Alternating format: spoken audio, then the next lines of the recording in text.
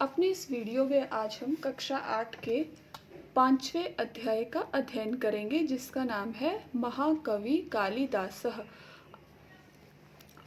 पहली लाइन देखिए, महाकवि कालिदासः संस्कृत साहित्यस्य जगत प्रसिद्धः कविरासीत्। आसीत् का मीन्स था।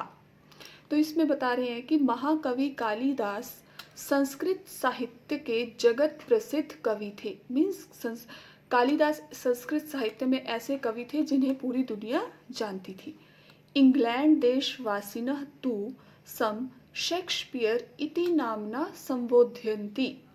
इंग्लैंड देश के निवासी तो कालिदास जी को शेक्सपियर के नाम से जानते थे। ये जीके क्वेश्चन भी बहुत बार आता है कि भारत के शेक्सपियर किसे कहा जाता है, तो इसका आंसर होता है कवि कालिदास जी। कालिदासस्य विषये एका कथा लोकप्रिया अस्ति। कालिदास के विषय में एक कथा मतलब कहानी लोकप्रिय है। अस्ति का अर्थ होता है। उज्जैन्यां समीपे राजा विद्याधरस्य राज्य आसीत्। उज्जैनिया के समीप राजा विद्याधर का राज्य था। तस्य पुत्री विद्योत्तमा अति विदुषी आसीत्। उनकी जो बेटी थी विद्योत्तमा बहुत ही विदुषी मीन्स बुद्धिमती, बहुत ही इंटेलिजेंट थी। शास्त्रार्थे सा राजपंडितान पराजितः अकरोत्। बोलते शास्त्रार्थ में अर्थात शास्त्रों के ज्ञान में वह राजपंडित को भी पराजित कर देती थी, अर्थात उसे शास्त्रों का बहुत अधिक ज्ञान था।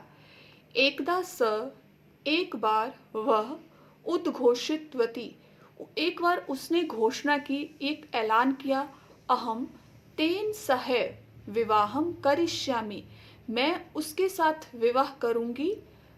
यह माम शास्त्रार्थे पराजितुम कर्तुम शक्यते, जो मुझे शास्त्रार्थ में अर्थात शास्त्रों के ज्ञान में पराजित करेगा मैं उसी के साथ विवाह करूंगी।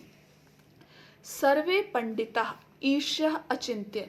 अब सभी पंडित उससे ईर्ष्या करने लगे और सोचने लगे, अस्या विवाह, अस्या मीन्स इसका, विवाह तू मूर्खेण स कारिष्यामः, हम लोग इसका विवाह किसी मूर्ख के साथ करेंगे, क्योंकि वे उससे ईर्ष्या करने लगे थे कि ये हमसे ज्यादा अधिक बुद्धिमती है।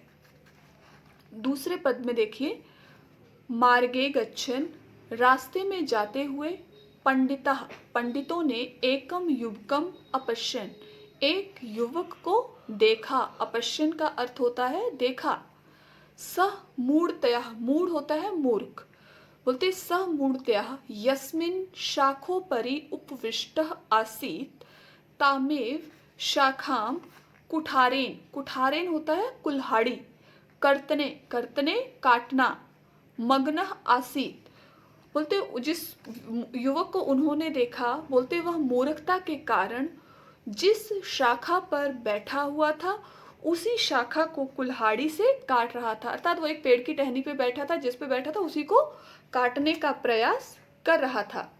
एतत् दृष्ट्वा पंडितः तं वदन्, यह देखकर पंडित आपस में बोलने लगे, आगच्छ अस्माभिः सह, वयम, तुम हमारे साथ आओ, वयम राजकुमाराय सह तव विवाहम कारिष्यामः, हम तुम्हारा विवाह राजकुमारी के साथ करवाएंगे। तीसरे पद में देखिए, मूढ़ः प्रसन्नः भूत्वः तान अन्वगच्छन्, बोलते मूर्ख जो व्यक्ति वो युवक था प्रसन्न हो गया राजकुमारी के साथ विवाह की बात सुनकर और उनके साथ चल दिया।